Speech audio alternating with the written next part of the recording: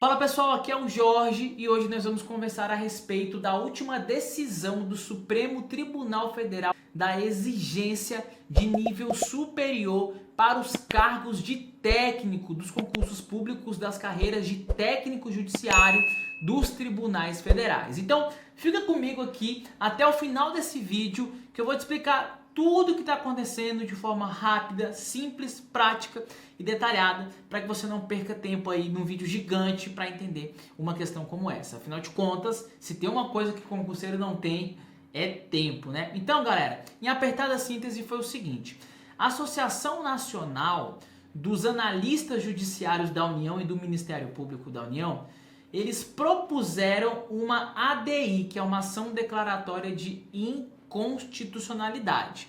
Essa ação, ela buscava ali declarar inconstitucional dispositivo da Lei 14.456 de 2022. Por que ela buscava declaração de inconstitucionalidade de um dispositivo previsto nessa lei? Porque esse dispositivo que foi alterado, ele foi proposto por uma pessoa que não poderia ser proposta. Ela foi proposta por uma pessoa alheia ao Poder Judiciário. Porque quem só pode propor alterações da sua organização administrativa e dos seus servidores é o próprio Poder Judiciário, ou seja, o próprio STF, né, no caso de servidores federais. E nesse caso, a gente teve ali um projeto de lei que teve uma emenda parlamentar de uma deputada federal, ou seja, ela não poderia ter proposto, porque nós não estamos falando de organização do poder legislativo. E o que acontece aí? Nós temos a invasão da competência de um poder no outro poder. Então, esse projeto de lei, que ano passado alterou essa exigência que já estava valendo, né? Tirou ali o nível médio, colocou o nível superior, já estava valendo.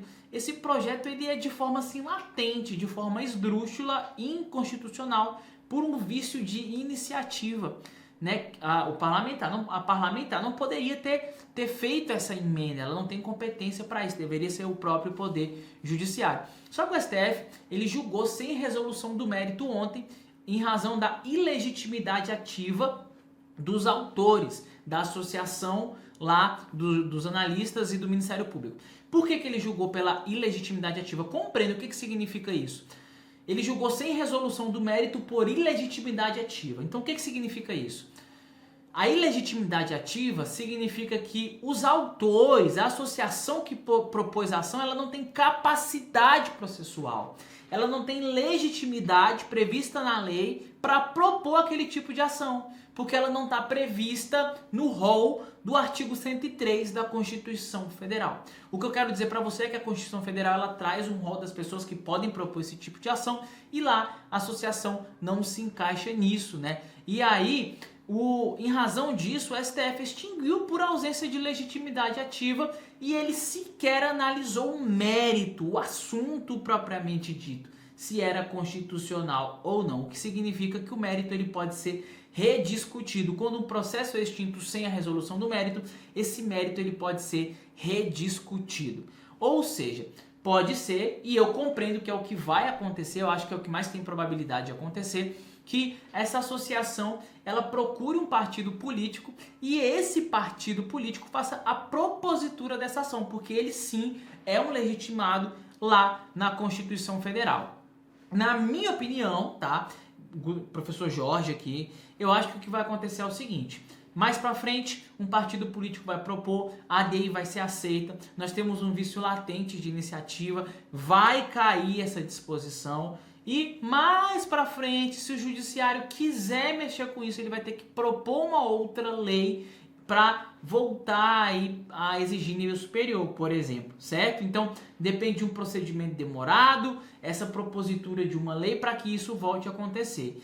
E, do jeito que as coisas estão, como o STF já tem uma certa maturidade, porque ele já estava convocando amigos curi, né, que são amigos do processo, para instruir ali de provas, instruir ali de convicções, argumentos, ele já tem uma maturidade sobre esse tema. Então, eu acredito que da próxima vez que essa ação for proposta, ela seja inclusive julgada mais rápido, porque o STF já está pensando nisso, ele já está ali amadurecido, não é um tema assim tão novo, certo? Então, dentro dessa perspectiva, se você se encontra dentro daquelas pessoas que tá estudando, por exemplo, para o TRE, para o TSE unificado, para um TRT da vida, e só tem o nível médio, eu continuaria estudando, porque provavelmente vai cair essa vedação, né, essa exigência, e quem tiver passado vai assumir o cargo. Porque aí, de novo, para depois voltar a valer, vai demorar muito tempo e pode ser que você perca isso.